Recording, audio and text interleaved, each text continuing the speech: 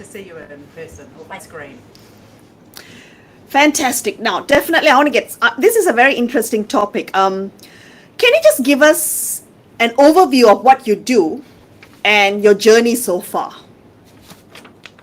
Our company is a company called Zestt Wellness, and we're really even changed a lot using plant products. But it's that those plant products have good evidence behind them, and I guess it's a combination of thinking, bringing the traditional medicine, from modern medicine, and it's not really pharmaceuticals. It's kind of so it's really, we want to bring food and plants and things into to enhance our living and enhance our health, but kind of one or the other traditional that's bringing the two together. That's essentially what we're doing. So that's a very interesting thing, Anna. But another thing is, it's also an area that's difficult to be regulated. Yes. Yeah. And so, no, but so as a doctor, when someone tells me they're taking something and I don't know what's the ingredient, what's the toxicity to the liver, what's the toxicity to the kidney, how can people out there make these informed choices on, other therapies that they're choosing? That is really going to be more and more companies. And in New Zealand today, actually, there were 6 nutraceutical or sports nutrition companies that had faulty in them. So this is an issue for the industry. And so nutraceutical companies will ensure high integrity, and that means really understanding the supply chain and how their plants are grown, how their plants are manufactured. They're also going to really have to do the homework. For example, what is toxic, and working with some of those toxicities and so forth, and then putting that together and really working with consumers around communication of that. And I think we'll do that, and regulations can keep up to a certain point. So I think there needs to be an element of freedom in this type of product, because there is think about every single compound and plant, very complex. Trials for some of these complex products would because if you think about pharmaceuticals, they might have a one compound type outcome, whereas if you think about a plant, it's multiple interacting in multiple ways with our cell. Design a clinical trial to understand all that would just be expensive, and the pharmaceutical companies aren't necessarily protect the IP. So it's quite a complex area. But there also has to be trust in a brand. I definitely want to come back to that. Oh, sorry, Darcy. So, for example, in Canada, and came to New Zealand, is they actually look at a lot and they treat them the same way as medicines. So they say that, for example, if you're going to have a certain product, that is going per day, can't go upper limit, and they're actually going to have product monographs around natural-based products, and they're going to treat them like you would treat a medication, because let's face it, some of the bioactives using are actually bioactive, and they do affect the body. And to knowing how they are contraindicated against other sort of medications or other therapies is actually a really important thing. So it's actually just the threshold of where it actually needs to be. You're absolutely correct in that, and there actually has to be better regulation, clearer regulation, and I get a set of boundaries where people are going to know how certain going to. You need to know that. Exactly. And you know why, Darcy, I brought this up is, as a doctor, when I see patients, and because I work in a more holistic way, I like to know what they're taking and all. But often now there are softwares I wear to check that I use to check whether supplements, pharmaceutical herbs are interacting and whether what I should be monitoring. I do it, but I realize people don't know out there that they shouldn't be just getting stuff and taking it, without actually knowing what are the side effects Yeah, and what can be contraindicated. They may take right. something, they may be on a blood thinner and take something else, a plant medicine that's thinning the blood, and come to me with heavy periods. And I can do the scans and all of that, but then when I look back, I'm like, okay, tell me, what are you taking? And then I find they're doing all these different supplements, and I say, you know what, let's just stop them and assess this again. So I think that's more broad than just nutraceuticals versus pharmaceuticals, because I think even within the pharmaceutical industry, constantly dealing with people who have seen one specialist who's put them on X, and then seen another specialist who's put them on Y, and before they know it, they're on a cocktail of pharmaceuticals, and no one's really looked holistically. No wonder you're feeling like this, because so it's this Yeah. holistic understanding is much bigger than just a kind of a nutraceutical versus pharmaceutical. It's part of medicine. No, totally. Yeah. I think both have an equal platform, and it's about practicing safe medicine. Yeah. So now I want to get to Darcy, because I heard his sarcoidosis. I mean, can you just explain for people out there, Darcy, because it's an immune, it's a problem of the immune system. It presents many ways. So you can just give us a short story. People like to hear what you went through and how did you work around that. Sure. Actually, about 7 years ago, I started experiencing, which couldn't be explained in pretty much any other way. And I started to get really tired, and I started having problems breathing. So, myself to the hospital, they did a number of tests, and they said things like, you're getting older and stuff. And then they did a lung x-ray, and I saw from on his face, the pulmonologist, when he looked at the lung x-ray, and he looked at it, and he just looked at it a little bit too long. Called over his friend, and he looked at it, and then and as soon as they looked at me, I thought, oh no. Trouble. And they came over basically and asked, look, I'm having trouble breathing. And they said, well, we're just going to bring you upstairs. So first of all, nobody ever says we're just going to bring you upstairs without, and what do you think it is? And they said, well, it's quite lymphoma, but it might be sarcoidosis. So we're going to go check. Sarcoidosis as well. So it turns out that I had unchecked inflammation in my body, and that inflammation literally is the smoking gun. Inflammation it appears where starts. The genesis of almost every has that root in an inflammatory. So before that ED presentation, you didn't have any symptoms. I chalked that up to. I chalked it up to everything. I had a bunch of inhalation, and I just had. So what was happening? It was starting. I was seeing, and I knew that I was just above the. So when I started experiencing that, as a I didn't go to the hospital or didn't go to doctor for a couple of months. I figured it was just maybe a chest cold or maybe or whatever. Well, it turns out it was a little bit more serious. Sarcoidosis and the granulomas had built up, were affecting my lung capacity. So that was my real. That's how it started. It was in about a year after. Other symptoms like dry and itch, have skin lesions, my back incredibly sore, and to the point where I was basically interestingly enough, waiting for my biopsy in a hallway for a couple hours. And out of this, I'm going to learn about this process, and I'm going to sarcoidosis, and I'm going to mitigate I can going forward. And completing like it was kind of one of those things where I sort of watched this thinking, possibly the worst.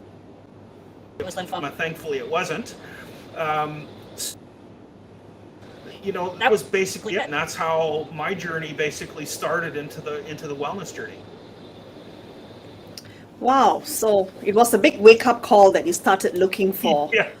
other things, right? I mean, often that's the case. But now let me ask, and now we're trying to educate people or trying to bring awareness on scientific-based plant biotechnology. Can you give us your experience on how did you come about this, and what are actually the things we should be looking for? And I believe plants have a lot of nutritional values, a lot of health benefits, but I'm also scared because I don't know where they are sourced, what are the other toxins they might be coming with, and what is the damage that they can do to the body, of humans. So can you give us your expertise on how this is determined? Yeah, so I have a background in genetics and plant biology. I've got a PhD in biotechnology. And when I say biotechnology, I'm not really talking genetic modification. I'm talking really understanding plants and how to breed plants and how to breed better plants and how to work across plant supply chains. And that was sort of how I came to this. So my very, very first research project ever, I worked on a plant extract that came out of a plant called liverwort, which is like a type of moss. And they were screening that particular plant for cancer, anti-cancer therapeutic reasons. And that was really when my interest was tickled. And I guess it's really important to emphasize here that about close to 50% of modern pharmaceuticals either are derived from plants directly or from plant chemical analogues. So they discover the compound in a plant and then they synthetically derive that to develop the actual pharmaceutical. And this has been going on for many, many years, and obviously plant-based medicine has been going on for many, many years. And so back to my earlier point, I think the really exciting thing is that in terms of the world's population of plants, we've actually only screened 6% of the world population of plants in terms of actually understanding what their value for human medicine might be. So there's a huge amount that we don't know, and that's probably where it becomes a little bit scary, is that there are things we don't know. And so what we do have to work with is what we do know in terms of toxicities and so forth. And so that's where it becomes very important for companies themselves to do their own research, and also for consumers to do their own research. And so what we would really encourage is for consumers to ask their nutraceutical companies for any clinical data they have, any scientific papers that are published around the ingredients, and to ask questions of maximum levels and so forth. And if they find that they're not getting the answers that they want, then they have to question whether they really should be buying nutraceuticals from that company. And just as an example, one of the compounds we use in our lung health product is a compound called quercetin. And what we did when we were putting that together was there's a couple of things we had to understand. So we had to understand that quercetin is not very well absorbed by the body if you just have it in the state powder form. So we had to our product so that the body could absorb it. This had to understand is what are the safety levels and what safety data. She looked to clinical papers around quercetin and safety data around what is a maximum amount of quercetin that you should be having per day. And so we made sure that we were well under that amount, and that any labelling we had on our packaging is that people don't go over that amount. And it's that kind of attention to eat and then understanding the compounds are absorbed in our body and with each other that a good nutraceutical company should be doing. Great. I mean, a year back, I'm sure people didn't know what quercetin was, but now it's got a lot of popularity, so for the good reasons. Yeah. Okay. So part So of the can other, you give it? Sorry. Yeah, part of the other thing that we do is when we talk to, for example, when we go out and talk to some of the pharmacy chains that have our products, is that we actually talk to the pharmacists and we tell them, you know, if, for example, we've got a heart one and we're like, if you are taking warfarin, for example, or any type of blood thinner, here's what you got to watch out for. So here's where our product is contraindicated, and here's actually the evidence behind that. And so it's actually one of those things where, you know, you're absolutely correct. You are dealing with an unregulated weapon in the wrong hands. And that can be incredibly dangerous, but it can also be a very powerful tool for, like, example, in my case, of mitigating that inflammatory process and helping that inflammatory process so that I can potentially downregulate that inflammation and have a much better outcome from sarcoidosis. Let's talk about that a bit more, Darcy. So we spoke about your diagnosis. So what were the plant-based product that helped you, and how long did you need to take it? But it's not for diagnosis. We are not giving medical advice here. It's just pure information. Yeah. So. Well, and that's so basically how it all started. Was we sat down in front of the computer and looked up started researching the inflammatory process. That came to a couple of key points. Microbiome, which is potentially very important in that whole inflammatory process. So out of all the things that we researched, we found some clinical data around improving lung health and boysenberries. And it was pretty compelling data, because up until that point, we had seen where lung inflammation and lung scarring is considered permanent. Well, that may not always be the case.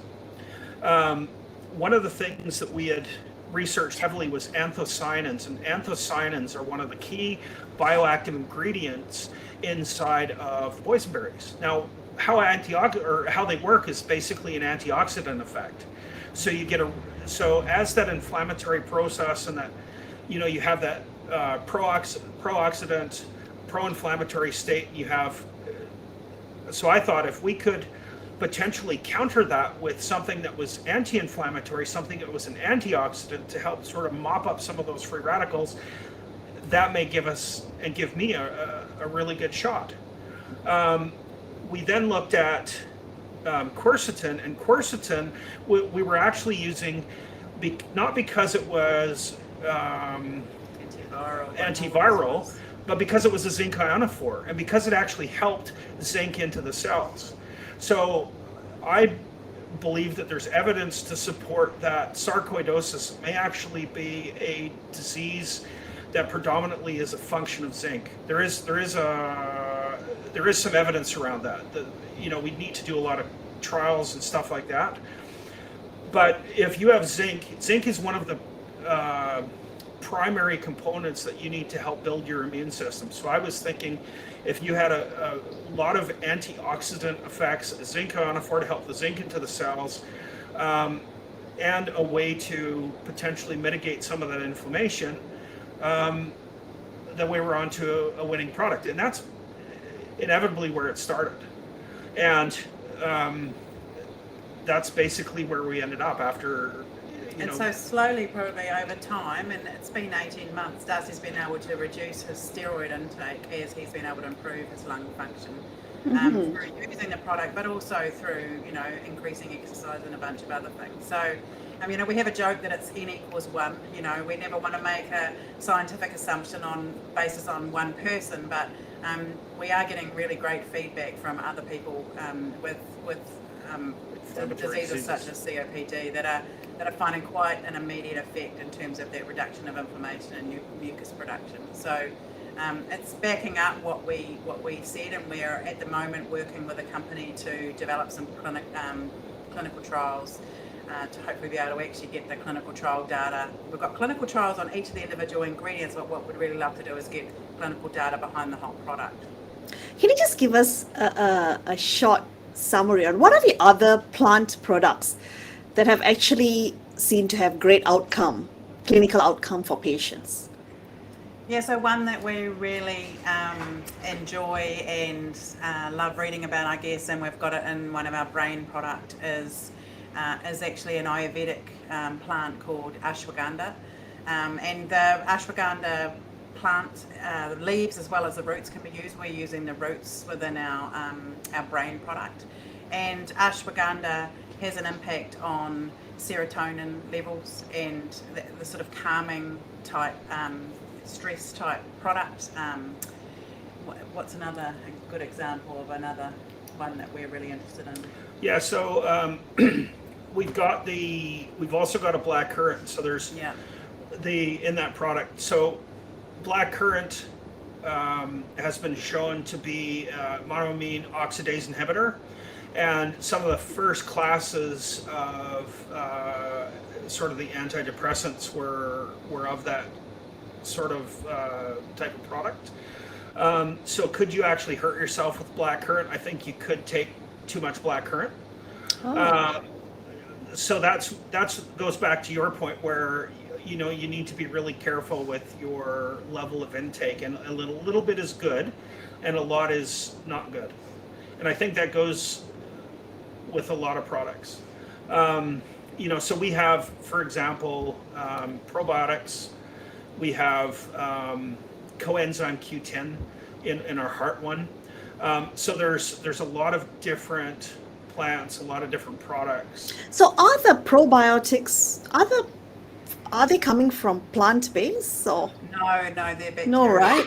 Yeah. So we work with a company called Bliss Technologies, and they have done an enormous amount of scientific research led by Professor John Tagg over a very long period of time into oral probiotics, and their colonization of the mouth and their reduction, basically the good bacteria crowd out the bad bacteria, so that you have less chance of being infected with viruses and other bacterial disease, as well as good for oral health, so dental health and so forth. And strengthen your immune system too. Strengthen your immune system, yeah. Or your immune response. And I guess the other area that we're still developing this product, but we're really excited about it, and this is where plants are really come into their own, is this area of prebiotic research. So prebiotics are essentially fibers that the bacteria uses as both a scaffold and a feed, and there's different types of fibers. So there's soluble and insoluble fibers,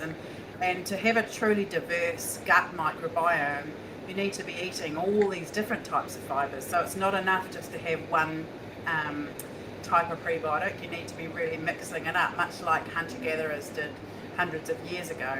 And in terms of dietary advice, there's some really interesting advice coming out now saying that we should be eating up to sort of 30 plant species a week in order to get the variety of plant fibre that our gut microbiome needs to be really biodiverse. So the product we're developing is really trying to mimic that type of environment where we're putting not just one or two prebiotics together, but we're putting a bunch together and trying to mimic that hunter-gatherer type eating style. And randomly too. So it's like a randomization process. So you get different prebiotics that are different every day. Yeah. Oh, so it's not a fixed. It is not. It's not fixed. Yeah. Oh, okay. And if you think about how we would have eaten as we wandered around and ate berries and ate, it very much would have changed seasonally, but it also would have changed on a daily basis according to what we were able to find and catch. True, but also another thing right now, which I've always thought of, is where you are, your location matters. If you are getting stuff from across the ocean and from, other continents, is it equally beneficial, or it's better to source for local plant-based products for your health?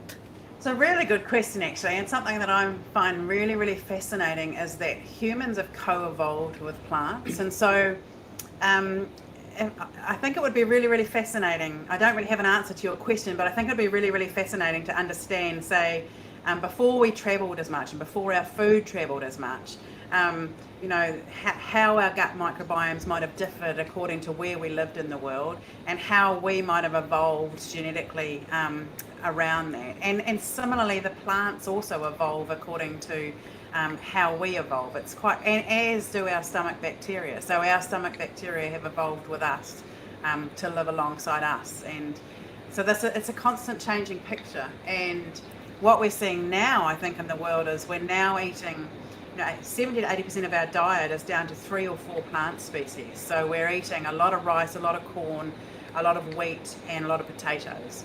And so our biome, our microbiome, the biodiversity of our microbiome, so the different types of bacterial species, has really decreased in our guts. And if you compare our gut microbiome to what it was hundreds of years ago, it's much less biodiverse. And so what some of the modern science around thinking about eating is that we need to try and increase that biodiversity again. And the way to do that is by really expanding our plant species that we're eating. And what about enzymes? What about plant enzymes? Do they have an equally important role?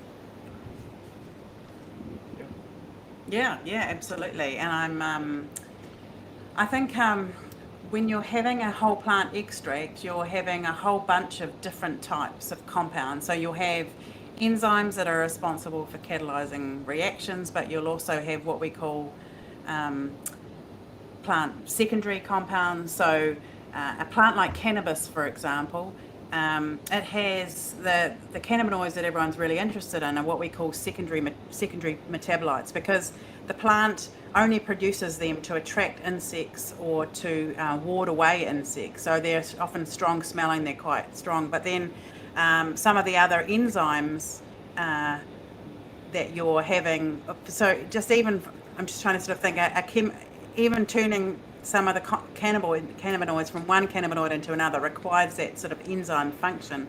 And so when you're having these whole plant extracts, you're having more than one chemical compound, and you're having, and the cannabis world, they call it the entourage effect, but it is this combination of many different compounds. I'm just, do you want to add to that around the enzyme? Yeah, well, I think that basically Anna's right. So it comes down to the sort of whole plant as a whole, rather than its individual compounds. And I think that's where some of the magic sort of happens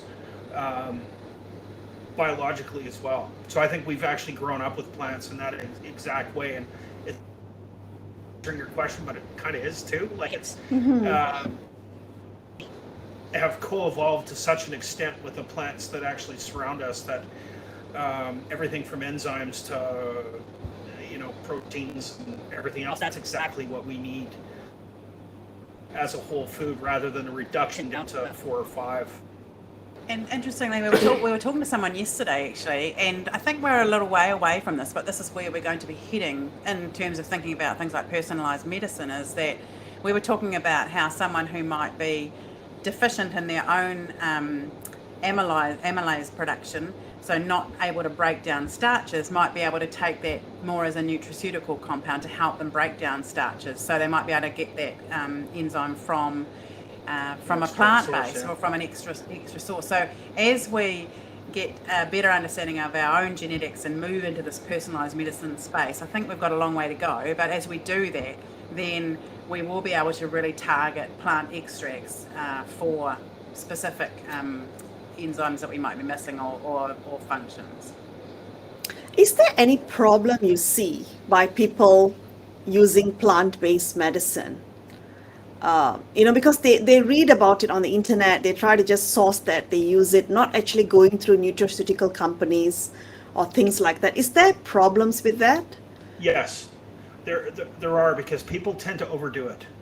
So there's the whole middle path, and I think the middle path is probably much better than going too far extreme to the left or right. And I'm not talking politically, I'm talking, sometimes people are like, I need to get one of these, types of fiber. So they'll eat 70 grams of fiber for like 8 days in a row, and then realize that they have a serious problem on their hands.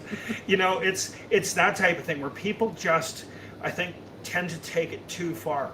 And I don't think there's a silver bullet. So I think no, there's not. I think sometimes we find compounds that really, really help us in a particular disease state, or for Darcy, obviously he has a lung issue, so he's really worked hard to find those anti-inflammatory type compounds.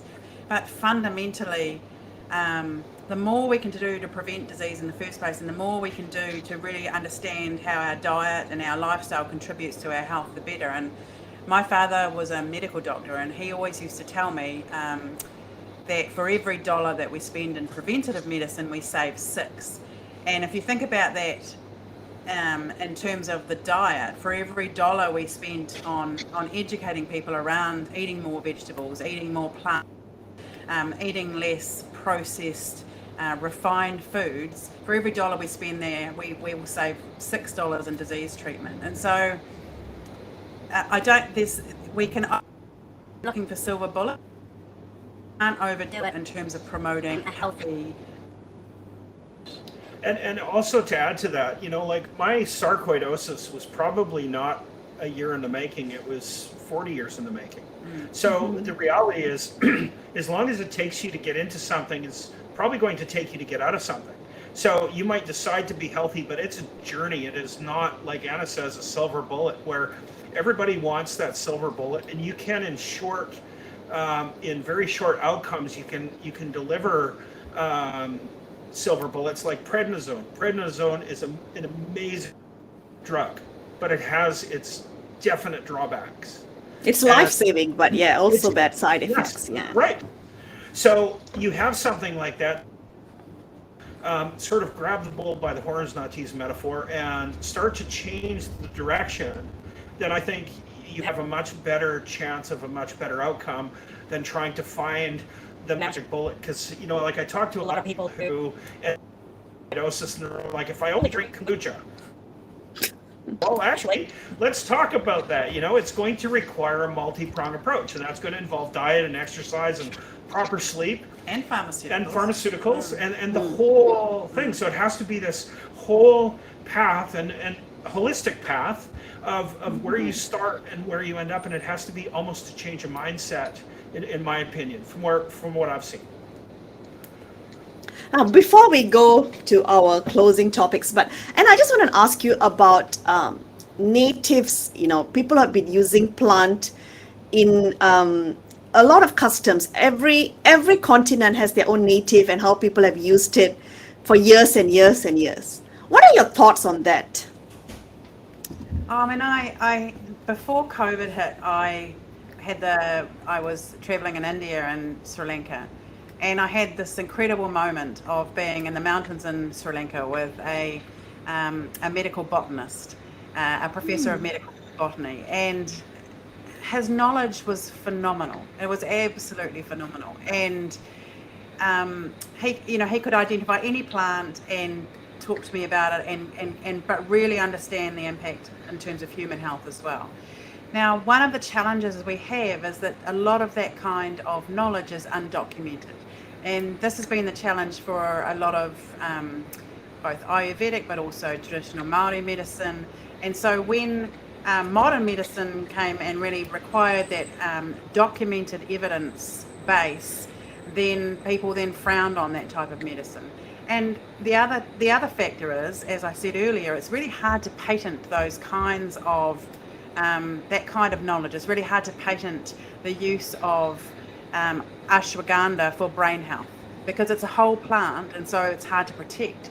And so because of that, there's not the kind of money from big pharmaceutical companies going into undertaking the clinical trials. And so we kind of reached a juxtaposition where we're starting to go back to these plants now, but we've ignored them, certainly in New Zealand, and some of the native Māori tango plants we've ignored for a long time, and now we're starting to revisit them and recognise that they actually, the history of their use has been documented. It's just in a different way to Western documentation. And there's a growing understanding of vision mātauranga, which is the science and understanding of ways of doing things that weren't documented in the way that we might like to see them documented in Western science. So I like to think there's a merger, a convergence starting to happen, and there's a bit more respect on both sides. But I still meet people in a lot of circles that are still really, really cynical. And then I just go back to that I keep going back to that. Remember that 50% of modern pharmaceuticals are derived from plants, and actually a really big percentage of the modern pharmaceuticals that are derived from plants are actually relate to that original purpose that those plants were used. So that original ethnobotany purpose.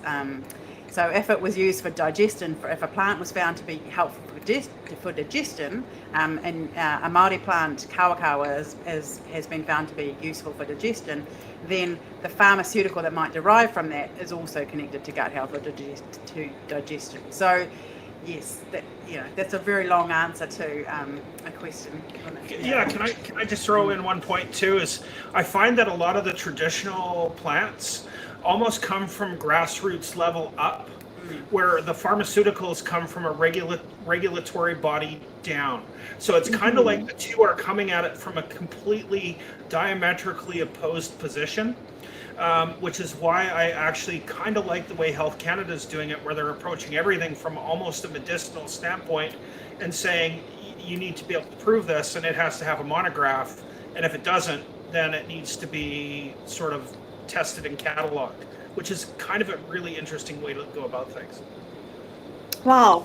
Yes. So thank you for that. You've given us a lot of information on plant medicine, and I think seeking science behind it and doing things that's careful, and because end of the day we want to make people healthy, so what can we do with that? Now, before we head off, what are your 3 top tips to our listeners today? Eat as many plants as you can. Yeah. Ask questions all the time of your own health and your own health practitioner. Empowering yourself is really, really critical. Yeah, I think so. I realized very early on that if I was looking to the stars, that I could explain where in the sky a star was using right ascension and declination, which are not terms that other people use. So being able to understand your own health from a medical perspective is very important, because you are ultimately responsible for your life. And you need to take that on board, and you need to understand what is happening inside your body, and you actually have to take responsibility for that, because I don't think a lot of people do. And they always look to someone else to solve their problems, but I believe it's within us to solve a lot of our own problems, and by getting really good advice from the medical faculty. So first of all, thank you for what you do, because that is exactly critical to my survival. So that would be one of my, top 3. So that would be number 2 behind Anna's. And I think probably number 3 would be learn about inflammation. Yeah. We think it's we think it's something that's not being talked about or understood enough. Cause of a lot of problems, right? Inflammation. Yeah, that's right. And people don't realize how lifestyle actually plays a big role. It's not taking the anti-inflammatory. It's not. Yeah. That's the end point. That anti-inflammatory is from that excessive lifestyle when it's gone too far. Too much rice, too much beer, too many pies. Yeah. No, but the good thing is it's reversible. Yeah. Yeah. It's reversible. Yeah. I walk longingly by the pie stores now. Okay, now before this is the last question. Okay, now is there anything that you've read or you've listened that's really inspired you that you want to share with us today? A book, anything. I really enjoyed I really enjoyed listening to Dr. Michael Mosley, his work, so podcast and his book, The Clever Guts Diet. I really, really enjoyed. It was a really good read. Star Trek? Don't say Star Trek. I won't say Star Trek. I think actually probably my inspiration is going to be, if you know me, Anna's just going to shake her head, but Principles of Pharmacology. One of the textbooks. It's been absolutely inspiring to me. Basically, as we're going down this road, so I've got a sort of an engineering physics background. And so science is science, and to delve into that is absolutely a fascinating world, and to realize that you're dealing with something on a multifaceted, multicellular sort of level, and it's an incredibly complex problem. But that would be so it's a textbook. Great, not for everyone, but yeah, thank you, Darcy. I I still remember pharmacology was a very dry subject at that point because we learned it so early in our career, I mean, in our uni days. Actually, re-looking at it now will make more sense. So thanks for reminding me of it. I'll probably go and try to source some pharmacology textbooks to look at it. No, but this talk has been great. Thanks, Anna and Darcy. I think you taught us a lot about what to look for, and bringing back that old plant medicine. It's we shouldn't lose it. It's been there. It's really helped generations. Of course, we are looking at more scientific evidence now, but when something was working so well, we should just try to make better out of it, and more awareness, bring more, how we can all work together on reviving this industry. So thanks for that. I think you guys are doing a great job. Thanks for what, all your research and information given us today. Really, really appreciate having this talk with you. Thank you. Thank you very much. Really enjoyed it. It's been a pleasure. Thank you.